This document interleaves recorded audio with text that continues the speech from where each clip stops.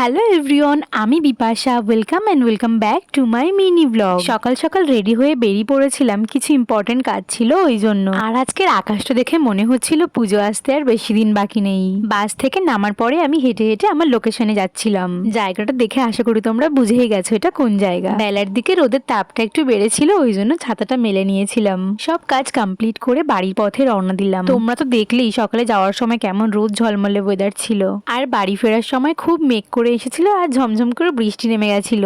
আর বাসে জানলার পাশে সিট পাওয়ায় পুরো বৃষ্টিটা আমি এনজয় করতে করতে বাড়ি ফিরেছিলাম। আর বাড়ি ফেরার সময় এই বৃষ্টি ভেজা বাগান বিলাসের গাছটা চোখে পড়লো, ভীষণ সুন্দর লাগছিল। জানি ফুল গাছেই বেশি সুন্দর লাগে, তবে এক গাছ ভর্তি ফুল থেকে একটা ফুল নিয়ে একটুখানি ঢং করলে মনে হয় না খুব বেশি ক্ষতি হবে। তোমরা কি বলো? আর আজকে লাঞ্চ করতে আমার অলমোস্ট বিকেল হয়ে গেছিল। তারপর একটা কুর্তি অল্টার করতে বসেছিলাম।